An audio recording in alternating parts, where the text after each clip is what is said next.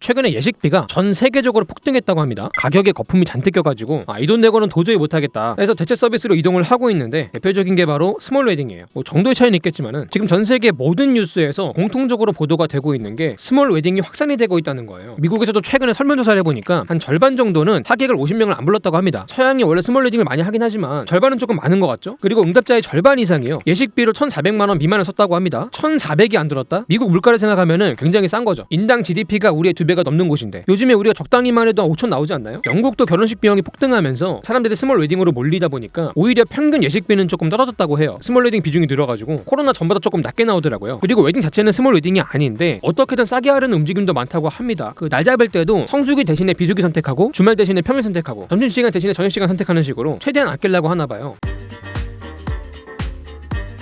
아시아 쪽도 상황이 비슷한데, 보통 서양은 개인 중심, 동양은 가족 중심 문화가 강하잖아요. 그만큼 동양에서는 결혼도 가족과 가족의 결합으로 보는 경향이 강하고, 결혼식도 당사자뿐만이 아니라 양가 부모님들 역시 주인공이 되는 가족 행사 성격이 강하죠. 그래서 부모님들 인맥을 중심으로 굉장히 많은 하객이 모이게 되고 그만큼 대규모 행사가 됩니다. 보통은 결혼 비용도 부모님이 지원해주고 하객도 부모님 하객이 더 많다 보니까 부모님 입김이 굉장히 세거든요. 내 결혼이라고 내 맘대로 할 수가 없어요. 자식들이 애지간히 철부지고 막 고집이 센 게 아니고서야. 그리고 이게 또 부모님 행사다 보니까 자식 잘 키워가지고 시집장가 잘 보낸다, 이렇게 체면 치리하는 자리까지 되다 보니까 성대하게 치리려고 하는 경향도 있는 것 같아요. 그래서 상대적으로 동양에서는 스몰 웨딩을 잘 안 하죠. 반대로 서양에서는 조금 더 결혼을 개인과 개인의 결합으로 보는 편이고, 그만큼 결혼식도 부모님보다는 당사자 개인들의 취향을 존중해주고 하객도 당사자들 이렇게 인맥으로 중심으로 모이기 때문에 규모가 크지 않은 경우가 많죠. 그래서 스몰 웨딩이 많고, 영화만 봐도 이렇게 맨날 스몰 웨딩을 해요. 어바웃 타임이나 맘마미아 같은 거 보면서 스몰 웨딩에 대한 로망이 생겨가지고 엄마한테 나 스몰 웨딩 할 거야 이렇게 했다가 그동안 내가 뿌린 돈이 얼마인지 아니? 이런 얘기를 듣는 게 한국의 현실이죠. 근데 요즘은 이런 동양에서조차도 스몰 웨딩이 확산이 되고 있대요. 특히 중국은 크고 성대하고 막 화려한 거 엄청 좋아하는데 이런 중국도 스몰 웨딩이 확산이 되고 있다, 이런 보도가 되게 많이 나오고 있거든요. 식당에서 예식을 하는 사례가 조금 이슈가 되더라고요. 맥도날드에서 이렇게 식 올린 케이스도 있고, 하이디라우라고 허거 체인점에서 올린 케이스가 있어요. 한국으로 치면 샤브샤브 집에서 한 건데, 하이디라우가 한국에도 있는 체인점인데 아시는 분들 아실 거예요. 보통 언론이 용어 만들기 좋아하잖아요. 용어 하나 잘 뽑히면 이슈가 엄청 되니까 관련해가지고 산무 결혼식이라고 해서 전통적인 절차들을 하나씩 이렇게 빼는 추세라고 하더라고요. 추세는 아니겠죠. 일부에서 그렇게 한다는 것이고, 근데 심지어 이런 스몰 웨딩의 확산을요, 중국 정부에서 권장하고 홍보하고 있습니다. 이게 결혼 안 하고 애를 안 낳아서 문제가 심각해가지고 어떻게든 결혼을 시키려고 하는 거죠. 중국에도 일종의 여가부 같은 게 있더라고요. 여기서 신문인지 막 잡지를 발간을 하는데 요거를 중심으로 해가지고 보도를 풀면서 스몰 웨딩 하라고 막 가스라이팅을 하고 있습니다. 제발 좀 애 좀 낳아달라고 하는 거죠. 중국도 결혼이나 육아 비용이 굉장히 크다고 하더라고요. 특히 소득 대비 육아 비용이 전 세계에서 제일 비싸다, 이런 말까지 자기들은 합니다. 중국은 또 차일이라고 해가지고 결혼 지참금 문화가 있거든요. 결혼할 때 신랑 측이 신부 측한테 돈을 줘야 돼요. 신부 측에서 좀 더 달라고 이렇게 들어놓고 그러면은 이거 갖고 또 싸웁니다. 싸우는 영상 되게 많아요. 그러다 파혼까지도 많이 가고, 이런 일체 결혼 비용을 낮추기 위해서 정부 차원에서 스몰 웨딩을 권장을 하는 거죠.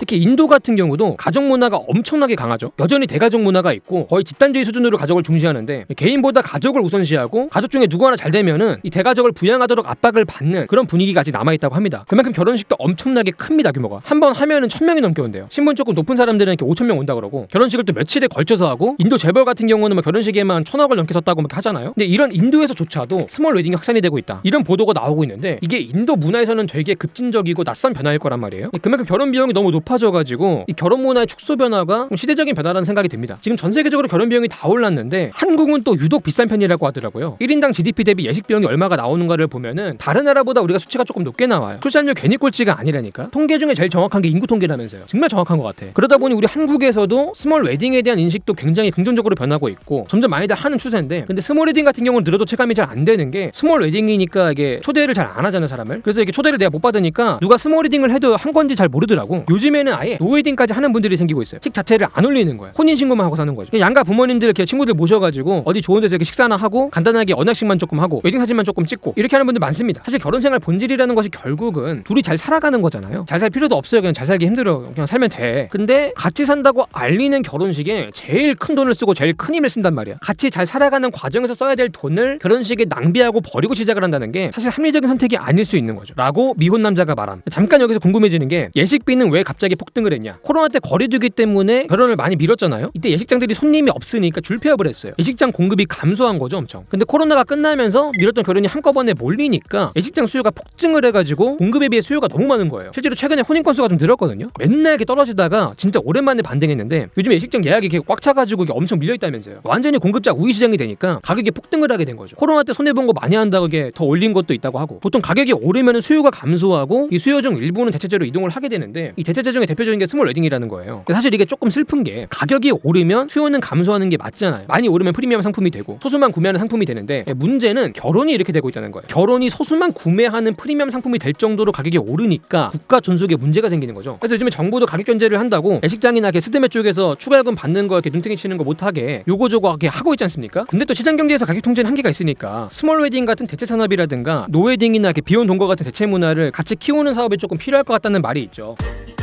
그리고 더 중요한 거는 우리 스스로가 조금 바뀔 필요가 있을 것 같아요. 생애 한 번뿐이라는 것에 너무 의미를 크게 두는 것 같아요. 결혼에 대한 로망이 너무 크다 보니까 상술에도 쉽게 감기는 느낌이 있거든요. 사실 모든 로망이라는 거는 결국 겪어보면 현실이잖아요. 결혼 생활도 그냥 또 다른 현실이고, 결혼식은 그 시작점일 뿐인데 여기에 막 큰 돈 쓰는 게 맞는 건가? 한 번쯤 돌아보자는 거죠. 시작하자마자 돈을 써. 리니지 하는 것도 아니고, 결혼하면 돈 쓸 일 한 트럭이야. 같이 살 날이 몇십 년인데 그거 하루 때문에 생애 한 번뿐인 결혼식이라고요? 반대로 생각해보세요. 한 번밖에 안 하는 거 돈을 왜 쓰는 거야? 소모성이고 단발성인데 그 돈을 집에다 쓴다고 생각해보세요. 생애 한 번이 아니라 여러 번 호사를 누린다니까. 실제로 결혼식 돈 쓰는 걸 이렇게 후회하는 기혼자들 많잖아요. 이게 나한테는 한 번뿐인 결혼이지 남들한테는 매달 있는 게 스케줄이에요. 나한테나 로망이지 남들한테는 그냥 귀찮은 사회생활일 뿐이야, 결혼식 가는 거. 물론 내 소득이나 자산, 집안의 지원 여력의 수준이 된다, 아니면 내가 마당발이라 올 사람이 많다, 그러면 큰데 사시는 게 맞죠. 근데 무리해서 하지 말라고. 이 스몰 웨딩이라는 게 장단점이 있지만 비용에서 오는 장점이 진짜 큰 것 같아요. 지금 예식비 한번 알아보죠. 정신 나간다니까. 진짜 정상이 아니야. 물론 스몰 웨딩도 비싸게 하면 엄청 비쌉니다. 규모만 스몰로 하고 뭐 챙길 거 다 챙기고 막 로망놀이 하고 럭셔리 스몰로 가게 되면은 오히려 더 비싸질 수 있는데, 똑똑하게 잘하면 훨씬 싸진다고 합니다. 그리고 스몰 웨딩이요, 시간적으로 여유가 있대요. 보통 웨딩홀은 이렇게 회전율이 중요하니까 짧은 시간 빠르게 예식을 해치우고 그만큼 여유가 되게 없는데, 이 스몰 웨딩은 대관 시간이 길다 보니까 2부까지도 진행할 수 있고 필요한데 오래 할 수 있습니다. 가뜩이나 스몰이라 하객이 얼마 없는데 하객을 상대할 시간은 더 많다 보니까 한 분 한 분 진심으로 상대하기도 좋고, 이게 또 어색한 사람 없이 이렇게 진짜 친한 사람들만 모이다 보니까 분위기가 엄청 좋대요. 그리고 진행 방식 같은 경우도 웨딩홀은 공장형으로 찍어내지만은 스몰 웨딩은 또 커스텀이 잘 되죠. 그만큼 기억에 남는 결혼식이 될 수 있고요. 그래서 큰 데서 비싸게 했는데 사람이 안 오면 이렇게 자리 비는 것도 민망하지만은 알바 써야 되고 뭐 축의금으로 충당이 안 돼가지고 실질적인 예식비도 커질 수 있는데, 스몰 웨딩은 이런 걱정이 없죠. 물론 장점만 있는 건 아니에요. 일단은 준비가 조금 빡세다고 합니다. 아직은 이렇게 마이너하다 보니까 인프라가 부족하고 정보도 안 돌아서 내가 다 찾아보고 이렇게 해야 된대요. 하객을 선정하는 것도 쉽지 않다고 합니다. 누굴 넣고 뺄지가 이렇게 되게 고민된대. 나중에 초대 못 받은 사람이 서운해하고 오해 쌓이고 막 이런 경우도 있다고 하고, 비용도 무조건 사진 않습니다. 하객이 적은 만큼 축의금이 적어가지고 축의금으로 상쇄되는 부분이 적고요. 식대 같은 경우도 대량 생산이 아니다 보니까 1인당 단가가 조금 더 비싸다고 하더라고요. 개인적으로 이 문화가 많이 퍼져가지고 결혼 진입 장벽이 조금 낮아졌으면 하는 바람이 있습니다. 많은 분들이 좀 용기를 가지고 먼저 시도해 보시면 좋을 것 같고요. 저도 가능하면 양가 부모님 설득을 잘 해가지고 스몰 웨딩 한번 도전해 보겠습니다. 반발이 좀 심하지 않았으면 좋겠는데. 자, 오늘 영상 여기까지고요. 지금부터는 재밌는 광고 시간입니다. 예전에 일 때문에 미국에 갔을 때 출입국 심사관이 심사를 하잖아요. 근데 말이 너무 빨라. 하나도 안 들리는 거야. 내가 배운 영어가 아니고 그냥 다른 말이야. 못 알아듣고 멍청하게 서 있으니까 심사관이 한숨을 그냥 푹푹 쉬는데 그 한숨이 가슴에 팍팍 꽂히더라고. Jesus Christ 막 이러면서. 물론 나도 노력을 안 하긴 했어. 좀 할 걸 그랬어. 너무 안 하긴 했어요. 시험 좀 못 보고 땡길 줄 알았는데 살다 보니까 영어 못해가지고 불편한 게 한두 가지가 아니에요. 한국어라는 게 언어 자체가 되게 예쁘잖아요. 문학적인 언어라고 생각을 하는데, 문제는 이게 먹고 사는 데 있어서는 한국어 사용자라서 손해를 보는 것 같은 뭐 그런 느낌이 들 때가 좀 있어요. 한국어는 한국인만 사용하잖아. 인터넷에 있는 정보의 반절이 영어예요. 지지관이 자료 조사할 때도 번역기 돌리긴 하는데 안 정확해요. 내가 읽을 수 있으면 얼마나 좋았을까 싶어. 컨텐츠 볼 때도 제약이 너무 많죠. 자막은 뉘앙스 전달이 조금 잘 안 되니까. 특히 게임 하시는 분들은 알겠지만은 등장인물들이 말할 때 이렇게 자막으로 뜨는데 게임에 집중을 할 땐 자막이 안 보여요. 놓치는 내용이 많아. 그러니까 사업을 해도 한국이 조금 더 불리한 것 같아요. 한국은 시장이 너무 작고 앞으로는 경제 성장까지 요원하고, 실제로 뭐 영어 실력에 따라 커리어가 달라지고 소득이 증가한다는 거 다들 아시잖아요. 영어라는 게 참 여러 가지 기회를 만드는 언어라서 배우긴 해야겠더라고. 아직 늦지 않았다는 심정으로 영어 유치원이라도 가야 되나? 등록을 해야 되나? 뭐 이런 생각이 들어요. 가면은 내가 막내겠죠? 실력으로 설 정리를 당할 것 같긴 해요. 영유 등록은 조금 30년은 늦은 것 같아가지고 성인용 회화 수업을 따로 받고 있는데 사는 게 바쁘니까 수업을 많이 받기도 힘들고 일상에서 꾸준히 영어를 쓸 수가 없더라고요. 그래서 오늘 듀오링고라고 영어 학습 앱을 가져왔습니다. 다 아시는 거죠? 업계 1등이에요. 한국도 아니고 전 세계 1등. 어플 다운로드만 5억이 넘습니다. 전 세계 5억 명이 이걸로 이미 공부를 하고 있어요. 워낙에 많이 쓰고 알다 보니까 관련해서 밈도 많습니다. 얼마 전에 마스코트 부엉이가 사망을 했다, 이렇게 재밌는 보도가 되기도 했고요. 이게 영어만 되는 것도 아니에요. 총 40개 이상의 언어로 공부를 할 수 있어요. 어플 하나로. 한국어 사용자는 영어, 중국어, 일본어, 스페인어, 이탈리아어, 프랑스어, 독일어 총 7개 언어를 학습할 수 있고요. 이 모든 게 평생 무료예요. 공짜니까 일단 부담 없이 깔아보시면 되겠습니다. 물론 무료 버전은 기능에 조금 제약이 있긴 해요. 중간중간 광고도 봐야 되고 공짜로 써보고 괜찮으면 결제하면 되는데 패밀리 요금제는 최대 6명까지 쓸 수 있어가지고 굉장히 저렴하고요. 이게 이제 짜투리 스터디 시간에 잠깐 건드리기 너무 좋아요. 레슨 하나가 몇 분이면 뚝딱이라서 부담이 전혀 없어요. 걸으면서 하고 라면물 올려놓고 하고 똥 싸면서 하고 변비면 레슨 3개는 돌립니다. 정글 다 빼먹혀가지고 할 거 없을 때 하고 틈틈이 영어 공부가 가능하다. 듣기, 말하기, 읽기, 쓰기를 전부 할 수 있어요. 근데 말하기는 밖에서 하기는 조금 부끄럽더라고. 처음에 테스트를 해가지고 수준에 맞게 난이도가 설정이 되는데 나중에 조금 친다 싶으니까 난이도가 올라가더라고요. 보통 그 게임할 때 일일과제 다 못하면은 똥 싸다 끄는 느낌 들고 코파다 건더에 깊숙이 들어가서 못 꺼내고 남긴 느낌 들고 하는데 요것도 게임처럼 일일과제가 있어가지고 이거 달성하는 맛을 또 계속 붙잡게 되는 게 있어요. 진짜 이게 중독성이 있습니다. 게임하는 것 같아요. 그리고 며칠 안 하면 알림을 계속 보내가지고 눈치를 줘요. 계속 보내 진짜로. 집착을 너무 해 정말. 우리 엄마도 공부 이렇게 안 시켰거든요. 그냥 게임하고 있으면 한숨만 조금 쉬고 나갔지. 이렇게 집착을 해가지고 5억 명이나 쓰게 만들었나봐. 한번 써보세요 여러분도. 어차피 공짜고 재밌으니까.